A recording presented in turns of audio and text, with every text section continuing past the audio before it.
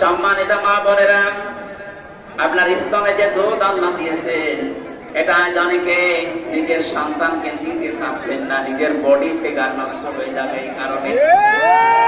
স্বামীকে বলে এটা আনো আনো, আমাদের পাগল হয়ে এত কষ্ট করে জন্ম দিলাম, এরপরে বলছে টানো আনো।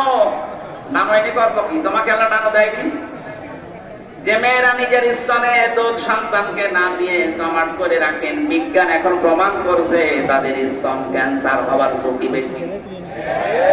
বডি ফিগার ঠিক করার জন্য আপনি স্তনে দুধ আরোপ করে রাখবেন, শেষে কেটে বাদ দেওয়া লাগবে। আমি নিচে নামলাম না, মায়ের সাথে এজন্য এই ভুল কাজ কেউ করবেন না। পৃথিবীর কোন জিনিস যদি কেউ এক জায়গায় জমাট করে রাখে, দেখবেন নষ্ট হয়ে যায়।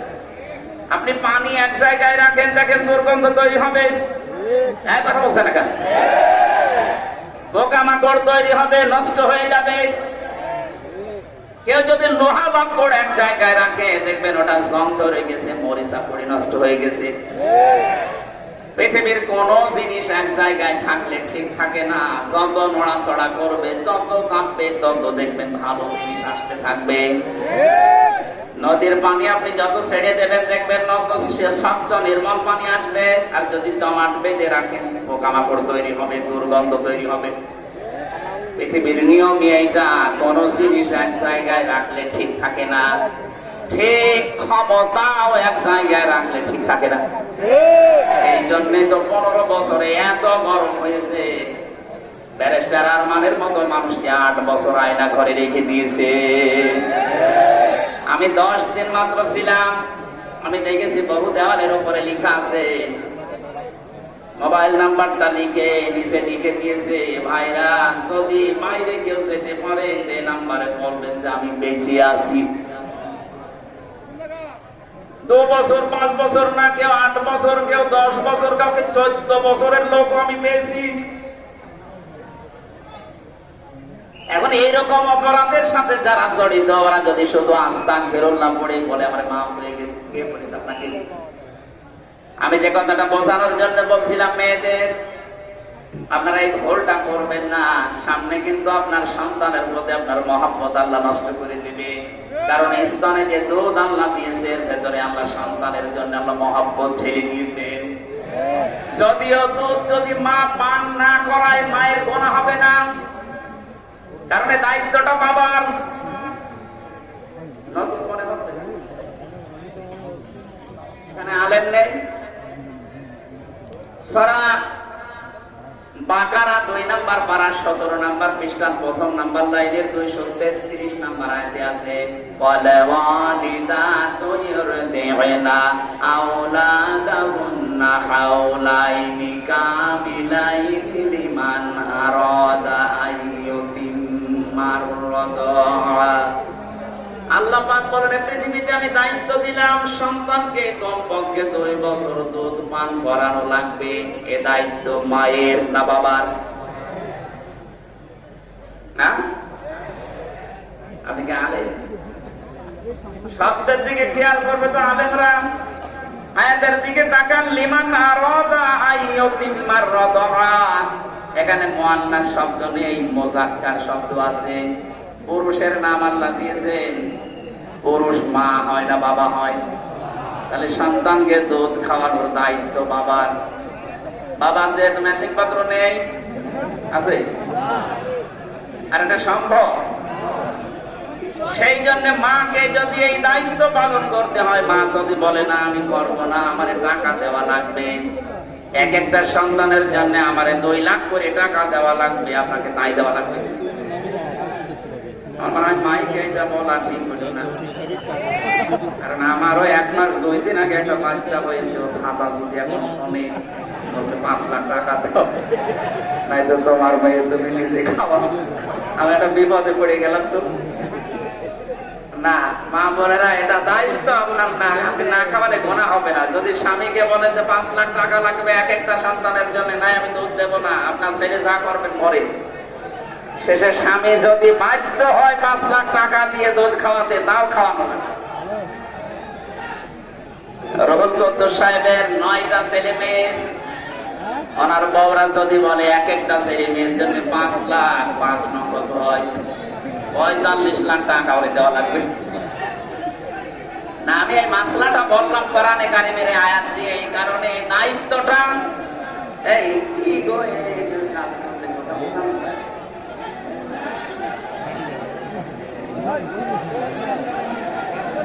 প্রত্যেকটা মাহফিলে আমার মনে হয় এই পালিয়ে গেছে যে তার অনুসারী কিছু আছে, এত ডিস্টার্ব করে কোন কারণে? যারা এই দেশের বৈধ নাগরিক এখন তারা তো ডিস্টার্ব করছে না, দেখেন তো সব কি দুষ্ট হয়ে বসে আছে। মনে হয় ওই দলের এরপরও যদি না থামে এমন কথা বলবো জীবনে মুখ দেখাতে পারে না। এবার কথা বলেন তো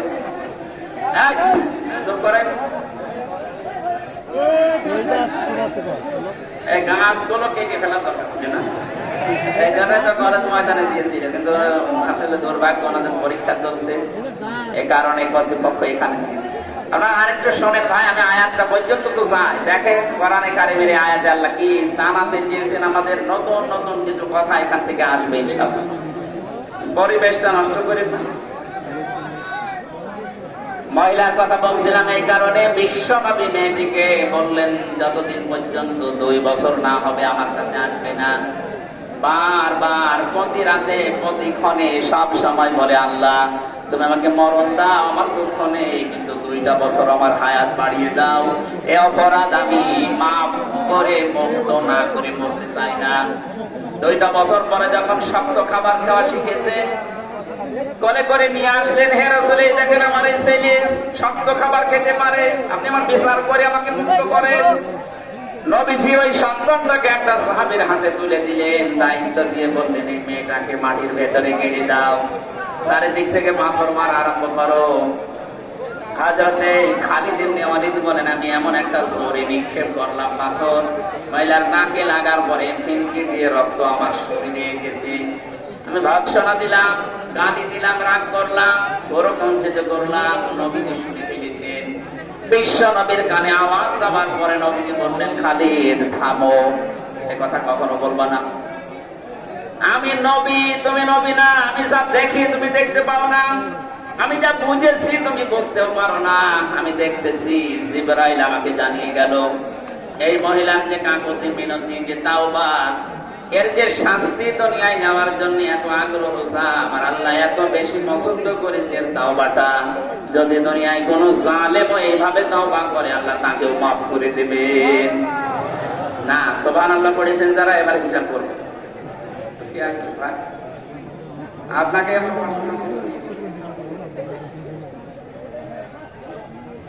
ভালো করে শুনবেন, কেন এই হাদিসটা বললাম। জন্মের পর থেকে এগুলো শুনছেন আমি জানি, কিন্তু এখানে এই শিক্ষাটা আমরা অনেকে জানি না। প্রথম শিক্ষা হচ্ছে, নবীজি ওই মহিলাকে কিন্তু বলতে পারতেন যে তুমি আরব দেশের লোক, এই দেশে তো আরবি ভাষা মাতৃভাষা, তোমাকে আমি একটা দোয়া শিখিয়ে দেই, পড়লেই তোমার গুনাহ মাফ হয়ে যাবে। বলতে পারতেন না? উনি বলতে পারতেন যে আস্তাগফিরুল্লাহ রাব্বি মিন কুল্লি, পড়ে দাও একবার, তুমি যা করেছো মাফ হয়ে যাবে। নবীজি বলেন নাই, প্রথমে বলেছিলেন যে যাও, কাউকে বলবা না। কিন্তু মহিলা বলছেন না, আমি মুক্ত হতে চাই, এই গুনাহ থেকে আমি মুক্ত হতে চাই। তাহলে কিয়ামতে আল্লাহ যেন বিচার আর ডবল করে না করেন। দুনিয়াতে কোন অপরাধের শাস্তি যদি একবার হয়ে যায়, ওই অপরাধের জন্য আল্লাহ কিয়ামতে আর ডবল করে আদালত বসাবে না। মহিলাকে আল্লাহর নবী যা করেছিলেন, 3বার ঘর দিয়েছেন, একবার খালা সব পর্যন্ত সন্তান ডেলিভারি, 2 নম্বরে যতদিন শক্ত খাবার খাওয়া না শিখে। এই 2টা বছরের ভেতরে মহিলার যে পেরেশানি ছিল, এই 2টা বছরের ভেতরে দুধ ছাড়া পর্যন্ত যত টেনশন পেরেশানি ছিল, আমার আল্লাহ এই পেরেশানি টেনশনের কারণে তার পেছনের অপরাধ মাফ করে দিয়েছেন। যতটুকু বাকি ছিল এই যে বিচার কার্য সম্পাদনের মাধ্যমে, আমি আগেই বললাম না, দুনিয়াতে কোনো অপরাধ করার পর ওই অপরাধের শাস্তি যদি কোরআনে বর্ণিত, হাদিসে বর্ণিত নিয়ম অনুযায়ী আপনি করে ফেলতে পারেন, তাহলে ওই গুনাহ কিয়ামতে আল্লাহ ডবল করে আর বিচার করবে না। মেয়েটার যেহেতু বিচার হয়ে গেছে, এই জন্য নবীজি বললেন, খালিদ এ কথা বলবা না, কারণ আমি নবী, তুমি নবী না। আমি যা দেখতে পাচ্ছি তুমি তো দেখতে পাও না। এই মহিলার এই কাকতি মিনতি অনুশোচনা অনুতপ্ত হওয়া এবং এই বিচার কার্যটা করার কারণে আল্লাহ এত বেশি খুশি হয়ে গেছে, কোন সালেম পর্যন্ত এভাবে তাওবা করলে আল্লাহ তারও মাফ করে দেবে। সুতরাং 15.5 বছরে যারা জুলুম করেছেন, আপনি তো নিজেই জানেন যে আপনি জালেম। আপনার কারণে হাজারো মানুষ ঘরে থাকতে পারেনি, এই কথা বলে না। আপনার কারণে হাজারো মানুষের ব্যবসা প্রতিষ্ঠান বন্ধ হয়ে গেছে। আপনার কারণে মিথ্যা মামলায় জর্জরিত হয়ে চাঁদের মতো মানুষ জেলে গেছে। আমি তো নিরপরাধ, কারণ আমার মামলা কয়েকদিন আগে খালাস হয়ে গেছে। আদালত জানিয়েছে আমার কোনো দোষ নেই, আমি নির্দোষ। তাহলে আমার মতো মানুষকে আপনি 3 বছর তাও ছেলে দিয়েছেন, ফাঁসির কন্ডেম ছেলে। আমার সাথে কেউ যেন দেখা না করে, কথা না বলে সিসি ক্যামেরা দিয়েছেন। কি করেছিলাম? এত কোরআনের কথাগুলো সেইভাবে আল্লাহ যেই ফোর্সে বলে ওইভাবে বলতাম, এইটাই আমার অপরাধ। তাছাড়া আমি আপনার মেয়ের দিকে তাকিয়েছি, আর আপনার যে মেয়ে ওদিকে তাকানো যায়, কথা বলে না, মেয়ে তাকানোর মতো। তার নিজের স্বামী পর্যন্ত চলে গেছে, তো ওর দিকে আমি কি করে তাকাবো? আমি আপনার ঘর ভাঙি নাই, কেন গোপালগঞ্জে আমি এই জীবনে মাত্র একবার গেছি। ঘর ভাঙা দূরের কথা, এখন যারা ঘর ভাঙতেছে বিভিন্ন জায়গায়, আমি যে বড় সালেম আর মাসারি সালেমের কথা বলছি, ছোট সালেম গুলো বাদ দিচ্ছি, বড় আর মাসারি সালেমদের আমি আহ্বান জানাবো, এদের এই জায়গায় বসে বসে যেহেতু দেশের জনগণের বিরুদ্ধে, আলেমদের বিরুদ্ধে ষড়যন্ত্র করত, কৌশল অবলম্বন করত, এখানে দুর্বিসন্ধি চালাতো, যেখানে মুসলমানদের বিরুদ্ধে ষড়যন্ত্র করা হয়, জায়গাটা গজবের জায়গা হয়ে যায়। এই জন্যই বড় জালেম আর মাঝারি জালেমদের বাড়ি ঘর এগুলো আমার মনে হয় এখন জাতীয় টয়লেট বানিয়ে দেওয়া দরকার, কারণ এগুলো গজবের জায়গা। হাজিকে জিজ্ঞাসা করেন, একটা জায়গা আছে মুজদালিফা থেকে পার হওয়ার সময়টা গজবের জায়গা, খুব তাড়াতাড়ি যাওয়া লাগে। গজবের জায়গাগুলোতে আমরা থাকতে চাই না। অনেকে বলছো খুব দামি জায়গা, দামি জায়গা আবু জাহেলের বাড়ি যাইতে দামি জায়গা। আবু জাহেলের বাড়ি কাবা শরীফের পাশে। আমি কাবা প্রদক্ষিণ করার পরে 7 চক্কর দিলাম, বেশ ভালোই লাগছিল। হঠাৎ উপর দিয়ে করছি, ওই পাশে পেটে আমার ব্যথা। এক পুলিশকে ডাক দিয়ে বললাম, ইয়া হে ভাই, আমার এতক্ষণ তো ভালোই লাগছিল, এখন আমার পেটে ব্যথা করছে। পুলিশ আমার দিকে তাকিয়ে বলে, ইয়া হাজিউল হজ্জা তাই না বিলাদুকা, হাজি দেশ কোথায়? জি, তুমি বাংলাদেশ। বাংলাদেশ থেকে এসেছি। আমার ওনার ভাষা দিয়ে বলছে, আপনি জানেন না এটা কোন জায়গা? বলে, না তো, আবু জাহেলের বাড়ি। আপনি এখনো পায়খানা না করে দাঁড়িয়ে আছেন? পায়খানা করে দেখি আমার পেটের ব্যথা ভালো হয়েছে। আল্লাহ আমাকে জানাতে যাচ্ছে, হামজা এত টাকা খরচ করে আসলে আর ওই শয়তানের মুখে পায়খানা না করে ফিরে যাবা তাড়াতাড়ি। তো সারা বিশ্ব থেকে যে মানুষগুলো বাংলাদেশ দেখতে আসবে, আর মনে হয় এই বড় জালেম মাঝারি জালেমদের বাড়িগুলো রাজশাহীতেও সারা জুলুম করেছে, এগুলো জাতীয় টয়লেট বানিয়ে দেন, মানুষ এসে যেন পেটের ব্যথা দূর করতে পারে। আমি ইঙ্গিত দিলাম, কত দূর গেল আল্লাহ জানে আর আপনি জানেন। এটা আমি আপনাকে বাঁচাতে চাচ্ছি। আপনি যদি ওই মহিলার মতো তওবা করতে চান, তাহলে আপনার দ্বারা যেই ক্ষতিগুলো হয়েছে ওই ক্ষতিগুলো আগে পূরণ করেন। আপনার দ্বারা বহু মানুষের ব্যবসা প্রতিষ্ঠান বন্ধ হয়ে গেছে। যত ক্ষতি এই 15.5 বছরে আপনার দ্বারা হইলো, ওই টাকাগুলো তারা ফেরত দিন। কথা বলে টাকা আপনি গুম করেছিলেন মানুষকে, আপনার ছেলেকে মেয়েকে হুকুম করা হবে। আপনি ইলিয়াস আলীকে গুম করে দুনিয়ার মুখ আর দেখতে দিলেন না, বিদায় করে দিয়েছেন। এটাতে কত বড় মানবতা বিরোধী অপরাধ।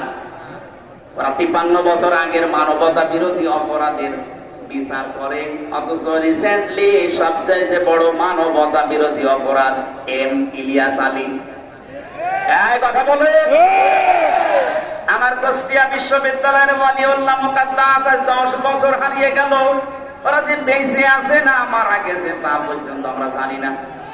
মা বাবার সাথে দেখা করতে গেলে হাউমাউ করে কেঁদে ওঠে আর বলে, আমার মনে হয় সন্তান একটু বেঁচে আছে।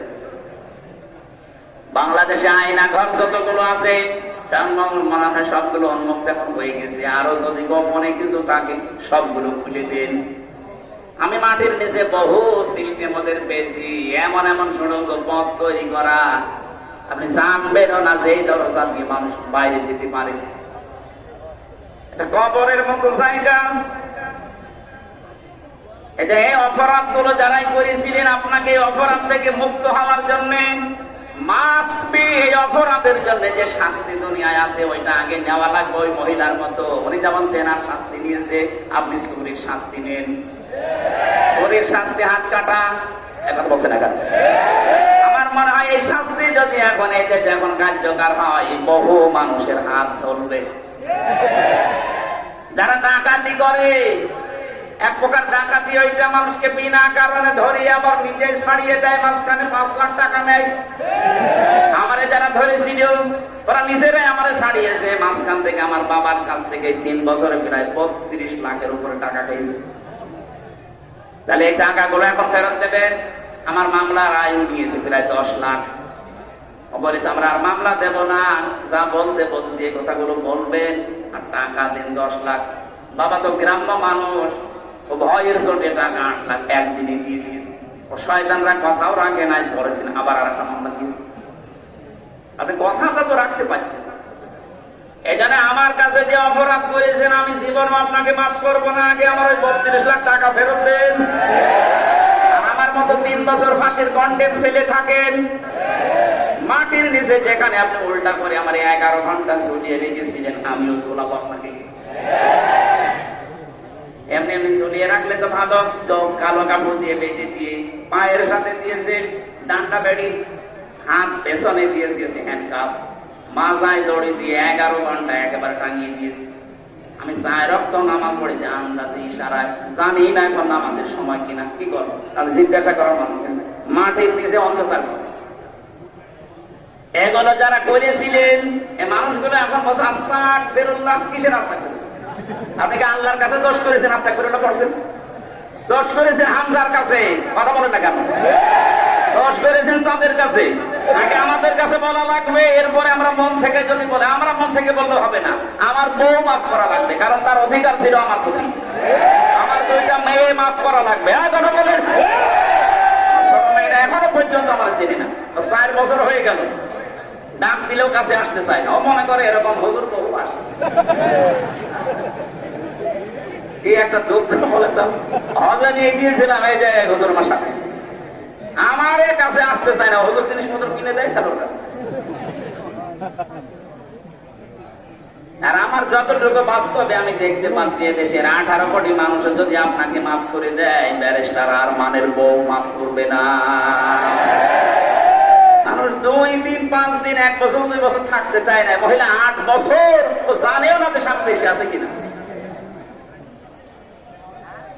এই সমস্ত অপরাধ থেকে মুক্ত হতে হলে আপনার দ্বারা যতটুকু, যার যে পরিমাণ ক্ষতি হয়েছে, ওই ক্ষতি আগে পূরণ করেন, এরপরে আস্তাগফিরুল্লাহ পড়েন। আমি আশা করছি আমার এই ছোট কথা আপনি বুঝে ফেলেছেন। তাহলে আপনি মাফ পাবেন, কিয়ামতে আল্লাহ আপনাকে ছাড় দেবে। তাছাড়া কিয়ামত পর্যন্ত আস্তাগফিরুল্লাহ পড়ে আপনার কোনো মাফ নেই। আল্লাহ আমাদেরকে এইভাবে তাওবা করার তৌফিক দিন, বলেন আমিন। আমরা সূরা আলে ইমরানের 83 নম্বর আয়াতটা পড়েছি। আলোচনার বিষয় বলেছিলাম যে 3 এই শব্দ নিয়ে যেহেতু ভেজাল চলছে, এটা নিরসন করা দরকার। আপনারা করবেন তো? আমি কোরআন থেকে হাদিস থেকে কোট করে যা বলছি, এইভাবেই দুনিয়াতে আমাদের মানা লাগবে। দিনের অর্থ প্রধানত 19টা, আমি সামারাইজ করে 10টা অন্তত বলি, কারণ যেহেতু 9টায় ওখানে যাওয়া লাগবে, এই জন্য তাড়াতাড়ি করছি। আরো আগে উঠতে পারলে আমার মনে হয় ভালো হতো। দিনের প্রথম অর্থ হচ্ছে কিয়ামতের দিন। তাহলে দিন মানে রাতের পরে যে দিন আসবে এই দিন না, দিন মানে আসল হচ্ছে কোন দিন? কিয়ামতের দিন। বলেন বলেন। আল্লাহ নিজে দলিল দিয়েছেন কোরআনে কারিমে, মালিকে ইয়াউমিদ্দিন, কিয়ামতের দিনের মালিক কে? এটা যাদের ভেতরে দৃঢ়ভাবে বিশ্বাস জন্মাবে যে কিয়ামতের দিবসের মালিক আল্লাহ, ওর জীবন পরিচ্ছন্ন হতে বাধ্য। আল্লাহ দিন মানে কিয়ামতের দিন খেলা করার জন্য দেয়নি, এটা যদি সত্যি আপনি বাস্তব জীবনে প্র্যাকটিক্যাল লাইফে সেট করতে পারেন যে দিন মানে আর একটা দিন আসতেছে, আমাকে দাঁড়ানো লাগবে ওই দিন, ওর জীবন থেকে হারাম ইনকাম বন্ধ হয়ে যাবে। কারণ চিন্তা করবে আমার আসল দিন সামনে পড়ে আছে, এই দিন না আরো দিন আছে, এই দিন নিয়ে যাবে ওই দিনের কাছে। এই বিশ্বাস যার ভেতরে যত বেশি বদ্ধমূল, তার জীবন তত বেশি পরিচ্ছন্ন। খলিফাতুল মুসলিমের হযরতে ওমরের জীবন আমি পড়েছি, তার জীবনটা পরিচ্ছন্ন হওয়ার পেছনে কারণ এই দিন। 24 ঘন্টায় টেনশনে থাকতেন, এটা বিচার দিন আছে, ওই দিনে আল্লাহ যদি আমাকে সামনে দাঁড় করিয়ে বলে ওমর বলো দেখি 26 বছর পর্যন্ত তুমি তো দিন মানোনি, কি করেছো 26 বছর জবাব দাও, আমি তো খেয়ে যাবো। এটা সবসময় চিন্তা করতেন কি করে এই দিন থেকে বাঁচা যায়। নিজের সন্তানটাকে ভর্তি করে দিলেন মাদ্রাসায় আব্দুল্লাহ। হযরতে আলীর সন্তান হোসাইন ওই মাদ্রাসায় পড়তো। বারবার টেবিল থেকে কলম ফেলে দেয় আর বলে আব্দুল্লাহ তুলে দাও। 3 বার তুলে দেওয়ার পরে উনি বললেন কি বারবার আমার কলম তুলতে বলো, আমি কি তোমার খাদেম চাকর নাকি? হযরত হোসাইন বললেন তুমি তো চাকর শুধু না, খাদেম না, খাদেমের বাচ্চা খাদেম। সেই সময় তিনি প্রেসিডেন্টের ছেলে, এই কথা শোনার পরে গেছে রাগ হয়ে, বাড়িতে গিয়ে বলছে আব্বা আমি আর মাদ্রাসায় যাব না, হোসাইন আমাকে অপমান করে গালি দিয়েছে, তোমারও গালি দিয়েছে, আমি নাকি খাদেমের বাচ্চা খাদেম। ঠিক আছে বিচার এখন না, জমার দিন আমি বিচার করব। জমার দিন হাজার হাজার মানুষ যখন মসজিদে নববীতে হযরত ওমর আলোচনা করছিলেন, খুতবাটা বন্ধ করে হোসাইনকে বললেন এদিকে আসো, তুমি আমার ছেলেকে গালি দিয়েছো খাদেমের বাচ্চা খাদেম বলে। হ্যাঁ দিয়েছি, কেন দিলে? ইমাম হোসাইন বলে খলিফা ওকে হাত দিয়ে বলেন আপনি কি আমার নানার খাদেম ছিলেন না? হযরত ওমরের কথা বন্ধ হয়ে গেছে, চোখ দিয়ে দরদর করে পানি ঝরছে। ডাক দিয়ে বলে হোসাইন আমি তো এভাবে চিন্তা করি নাই, আমি তো খাদেম ছিলাম, এই কথাটা তুমি লিখে দিতে পারবে? কাগজ কলম নিয়ে আসেন। ছোট মানুষ তো আবেগে বলেছে কাগজ কলম নিয়ে আসেন। খেজুরের পাতা নিয়ে এসেছে, উনি লিখে দিলেন ওমর আমার নানার খাদেম ছিল, আমি দেখেছি, কিন্তু হোসাইন ইবনে আলী। সই করে দিলাম যা। কাগজটা হাতে নিয়ে জমা খেলেন, ডাক দিয়ে বলে নবীর সাহাবীরা বিচার হয়ে গেছে। ছোট মানুষ আব্দুল্লাহ তো বোঝে না, বলে আব্বা বিচার শুরুই করলে না, কি করে হয়ে গেল? হোসাইনকে শাস্তি দিবা না? হযরত ওমর বলে সন্তান যে শাস্তি পেয়েছি এটা শুধু দুনিয়া না আখিরাতের কাছে লাগবে। আমি যখন মারা যাব এই কাগজটা আমার কাফনের ভেতরে দিয়ে দিও। যেদিন আল্লাহ আমাকে তার সামনে ডাকবে, কিচ্ছু যদি আমার জীবনে কবুল না হয় কাগজটা দেখাবো। আর রব্বুল আলামিন কিয়ামতের এই কঠিন ময়দানে কোটি কোটি মানুষ আমার সামনে দাঁড়িয়ে আছে, এই কাগজটার দিকে একটু তাকাও। আমার জীবনের কিছু যদি তোমার পছন্দ না হয়, কাগজের দিকে লেখা আছে আমি নবীর খাদেম ছিলাম, এও ছিল আমার বাপ। তারা কিয়ামতের দিন নিয়ে কোন চিন্তায় ছিলেন, আর আমরা আছি কোন ধান্দায়? আমি একা একা মাঝে মাঝে যখন থাকি আমার আনমনা হয়ে যায়, মাঝে মাঝে মনে হয় আল্লাহ তুমি যদি বলো হামজা 2024 সালে অক্টোবর মাসের 31 তারিখ পর্যন্ত করে মাফ করে দিলাম, যা তো কোনো বিচার নেই, শুধু নভেম্বর মাসের 1 থেকে 5 এই 5 দিনের হিসাব দিয়ে জান্নাতে চলে যায়। আমি হামজার যা অবস্থা, এই 5 দিনের হিসাব দেওয়া সম্ভব না। আপনারা পারবেন না? আপনারা পারবেন? দিন খালি নাম শুনে দিন, এটাতে কত ভয়ঙ্কর। বিশ্ব নবী নিজে প্রতিদিন কিয়ামতের এই ভয়াবহ হিসাব থেকে 100 বার আল্লাহর কাছে বলতেন আল্লাহুম্মা ইউহাসাবু হিসাবান ইয়াসীরা, আল্লাহুম্মা হাসিবনি হিসাবান ইয়াসীরা। আল্লাহ তুমি যাই করো আমার সাথে অন্তত আমার হিসাবটা সহজ করে দিও। কিয়ামতের ময়দানে 3 প্রকার বিচার আল্লাহ করবেন। 1 নম্বরে আল্লাহর বিচারে কোনো অবিচার থাকবে না। আল্লাহর বিচারে কোনো অবিচার। আল্লাহ যদি ন্যায় বিচার করে কেউ জান্নাত পাবে না। কি কথা বলছেন এখন? আল্লাহ যদি ন্যায় বিচারও করে কেউ জান্নাত পেতে পারবে না। প্রশ্ন আসতে পারে অবিচার নেই তার বিচার ব্যবস্থায়, ন্যায় বিচার করলেও জান্নাত পাবে না, তো করবে কি? একটা পদ্ধতি আছে, অনেক যদি বলে বিনা বিচারে আমি তোরে মাফ করে দিলাম, এই লোকটা জান্নাত পাবে। আজকে বিশাল ময়দানে লক্ষ লক্ষ মানুষ নিয়ে আমি হামজা মুসাফির অবস্থায় আছি, মাজলুম অবস্থায় আছি, অসুস্থ আছি। যেহেতু মাজলুমের দোয়া, মুসাফিরের দোয়া, অসুস্থ মানুষের দোয়া নবীজি বলেছেন এটা কবুল হয়ে যায়। হাজারো হাসি নিয়ে, হাজারো গাছি নিয়ে দোয়া করছি, কিয়ামতে আল্লাহ যেন প্রত্যেকের কপালে এটা লিখে দেয় যে তোর বিচার পেয়ে যা। আল্লাহ তাকে মাফ করতে চাইবে, তাকে একটা চাদর দিয়ে ঘিরে নেবেন, সব মানুষ থেকে আলাদা করে। মনে করেন রুহুল কুদ্দুসকে আল্লাহ মাফ করবে, ডাক দেবে রুহুল আমার সামনে আয়। চারিদিকে একটা পর্দা দিয়ে, চাদর দিয়ে ঘিরে দুনিয়ার মানুষ থেকে আলাদা করে নেবে। আল্লাহ নিজের সামনে দাঁড় করিয়ে বলবে রুহুল বলতো এই পরিস্থিতি। নিজে নিজে যখন স্বীকার করতে বাধ্য হবে, কারণ জানে যে আমার চোখের পলক আল্লাহ জানাস। লজ্জায় নিজের মাথা নত করে বলবে আল্লাহ আমি করে ফেলেছি আমার নফসের ধোকায়, যৌবনের তাড়নায়, আপনি আমার মাফ করে দেন। এর এই কাকতি মিনতির দিকে তাকিয়ে আল্লাহ যারে মাফ করতে চাইবে শেষে বলবে যা করে আমি মাফ করে দিলাম। যত মানুষ আজকের এই কোরআনের অনুষ্ঠানের সাথে জড়িত, যতটুকু আপনি এগিয়ে এসেছেন, এই ওসিলা করে আল্লাহ যেন কিয়ামতে আপনাকে এরকম গোপনে মাফ করে দেন, বলেন আমিন। দিনের এই বিশ্বাসটা পরিপূর্ণ বদ্ধমূল করা লাগবে আমাদের অন্তরে। হযরত ওমর তিনি জান্নাতের একটা সার্টিফিকেট দুনিয়ায় থাকতে পেয়ে গিয়েছিলেন, যে 10 জন মানুষ শোনেন যে জান্নাতের গ্যারান্টি প্রাপ্ত, তার ভেতরে তিনি 2 নাম্বার। তার যদি এই চিন্তা থাকে দিন নিয়ে, কিয়ামতের দিন, তাহলে আমাদের কত চিন্তা থাকা দরকার বলেন তো। মা তাযালু কাদামা বানি আদম আবদি ইয়াউমাল কিয়ামাতি হাত্তা ইসালান খামসিন আন উমরিহি ফিমা আফনা ওয়া আন শাবাবিহি ফিমা আবলা ওয়া আমালিহি মিন আইনা ইকতাসাবাহু ওয়া ফিমা আনফাকাহু ওয়া আন ইলমিহি মাযা আমিলা ফি। মুত্তাফাকুন আলাইহি। বুখারী মুসলিমের যত হাদিস, নবীজি বলেন হযরত ইবনে আব্বাস থেকে বর্ণিত, কিয়ামতে আল্লাহ বিচার যখন শুরু করবেন, বান্দাকে অন্তত 5টা প্রশ্ন জিজ্ঞাসা করবে। সঠিক জবাব দেওয়ার আগে কেউ সামনেও যাবে না, পেছনেও যাবে না, জায়গায় দাঁড়িয়ে থাকবে। তার প্রথমে জিজ্ঞাসা করবে তোর একটা জীবন দিয়েছিলাম, আমার 33 বছর বয়স এখন।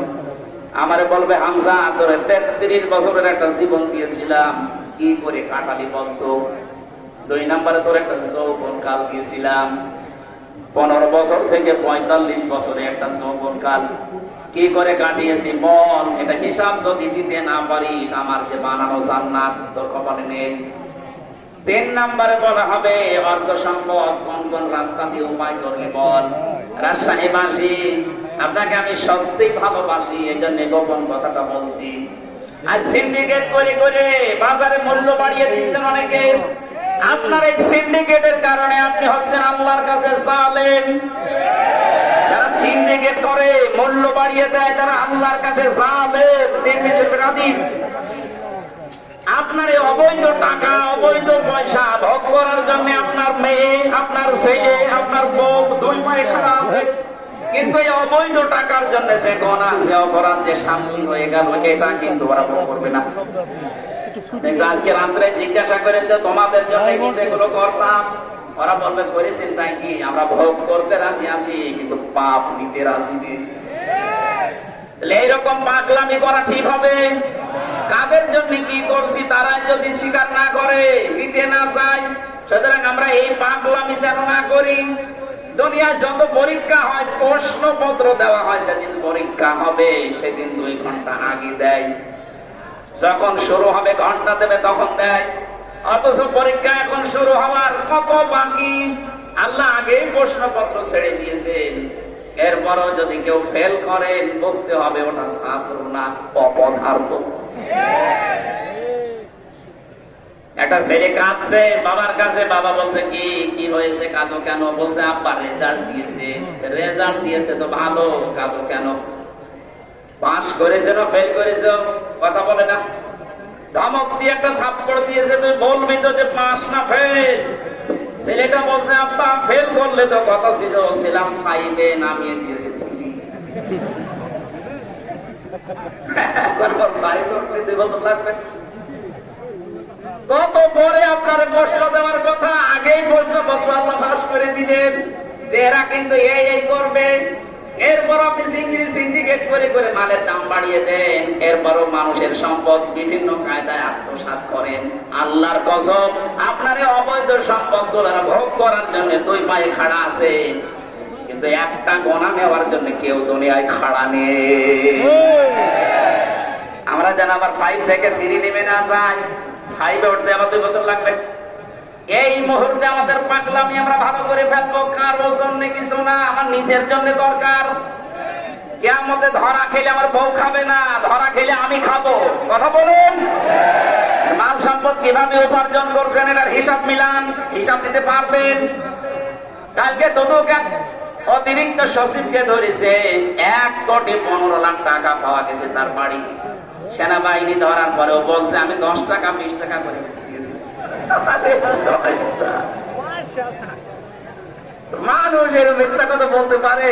আমি হিসাব করে দেখলাম, কেউ যদি 10 টাকা 20 টাকা করে প্রতিদিন গোছাতে থাকে, তোর 2000 বছর সময় লাগবে 1,15,00,000 টাকা এক জায়গায়। তো মহিলা মাত্র দায়িত্ব ছিল কয় বছর? 15.5। না, আপনি পার পাবেন না, ধরা খেয়ে যাবেন। যেভাবে উপায় করছে, বৈধ রাস্তায় উপায় করলে একটা মানুষের 630টা বাড়ি বানানো পৃথিবীতে সম্ভব না। আমি তো বাংলাদেশে বানিয়েছে। কথা বলেন না কেন? 100 ভাগ ধরা খাবে।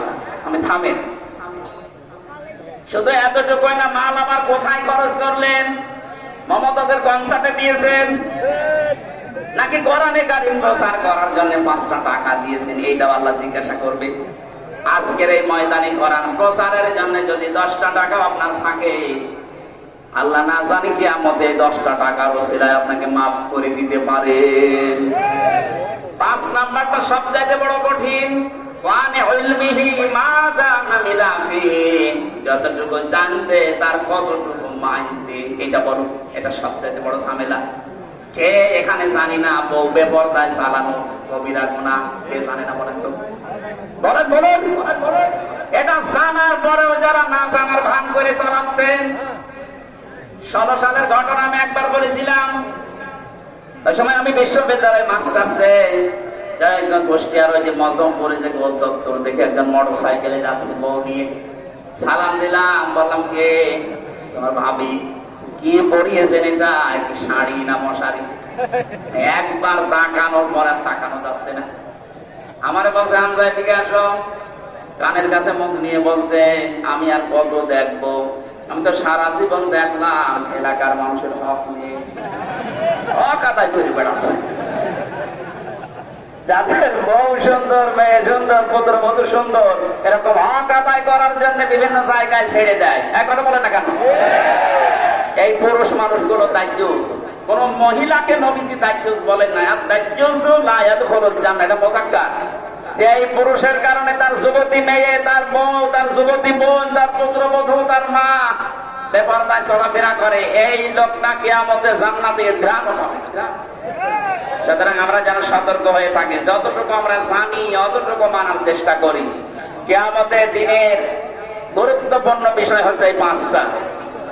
আমার মনে হয় 5টা প্রশ্নের উত্তর জোগাড় করা আমাদের অনেকেরই নেই। আমি সহ যারা এসেছি প্রত্যেকেই 5টা প্রশ্নের জবাব এখন থেকে জোগাড় করার চেষ্টা চালাবো ইনশাআল্লাহ। আমরা আগামীতে মাহফিল দিলে একটা মাহফিল নেবেন। আজকে 3টা চলছে, আমার শরীরও পাচ্ছে না। ওখানে এখন